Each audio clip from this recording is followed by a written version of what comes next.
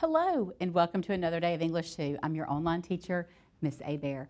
We have been reading texts to help us answer a research question about the fashion industry. And so we are going to keep moving forward with that, and just know at the end of this unit you are going to be writing an expository research essay.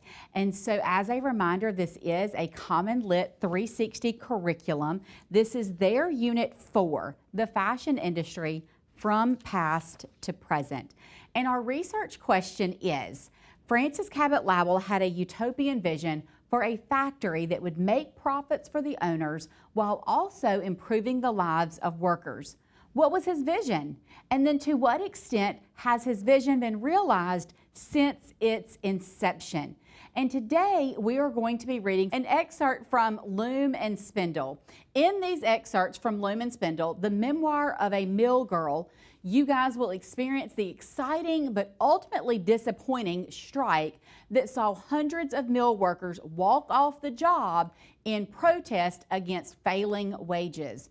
As you read, you will annotate the text to determine the writer's point of view or purpose. And I will remind you when we get ready to read the story, just as I have in the other texts, I will remind you of those questions that you need to be mindful of when we are looking at a primary document.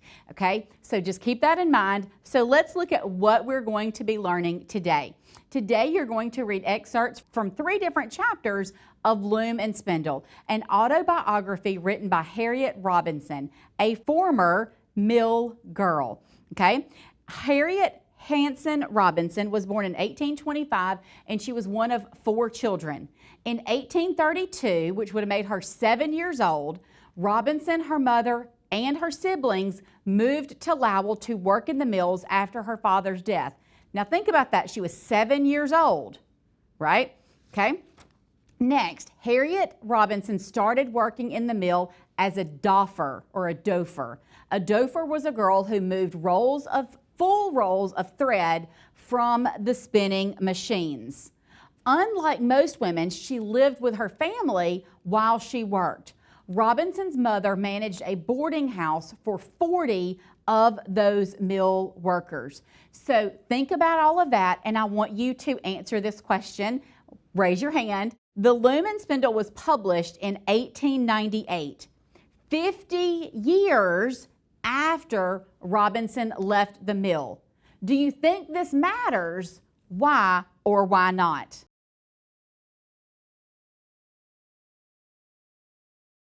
Great job. Now, some of you said that you don't remember what happened yesterday. How are you going to remember what happened 50 years later? That's a great thought. But you know, sometimes events have such an effect on us that they imprint on our minds. For instance, your teacher here is older, you know that, and an event happened when I was 7 that I remember vividly. I can tell you so many details about that event.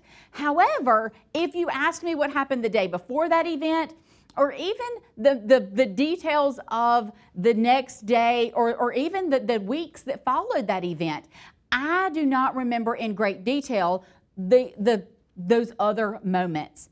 But that one particular event I remember very vividly. So when you think about someone writing a memoir, does it matter that they wrote about something that happened 50 years before? So when you think about primary documents, and we remember the idea of what is a primary document and why does it matter? So think about that question. Good job. All right. So by publishing Loom and Spindle, Robinson hoped to show why women went to work in the mills and why they eventually left. And you see the excerpt on the screen in front of you.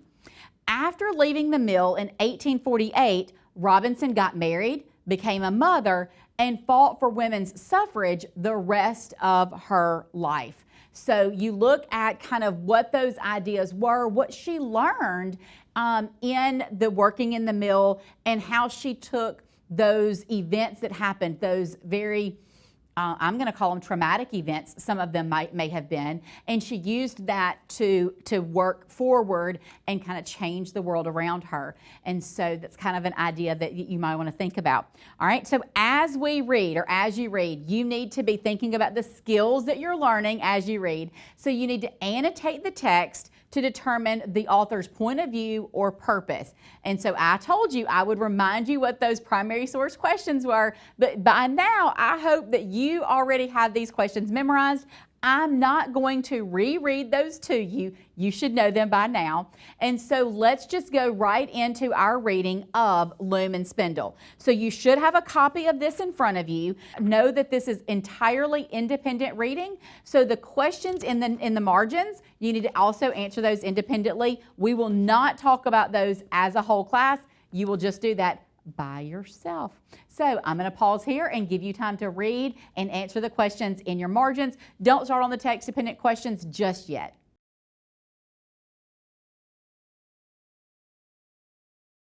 Good job. Now, as you know, there are text-dependent questions at the end of every text that Common Lit gives you. And you know the purpose of those text-dependent questions is to prepare you for that end of the year English 2 state assessment that you will be responsible for passing in order to meet graduation requirements. So I'm going to stop talking so that you have time to answer those text-dependent questions independently.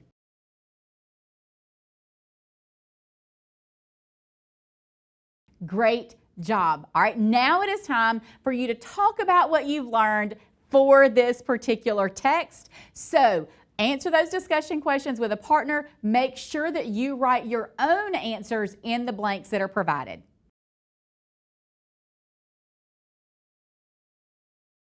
Again, we are going to hold off on answering the research questions or filling out that research graphic organizer until we meet the next time. And remember, I told you that the next time, after the next time, you were going to be taking a vocabulary quiz. That's right. The next time that we meet, you will be taking your vocabulary quiz. And when you finish that vocabulary quiz, or maybe before it, depending on how the teacher in your classroom decides to do this, you will also finish the research graphic organizer for the excerpts from Loom and Spindle. Until next time, happy learning.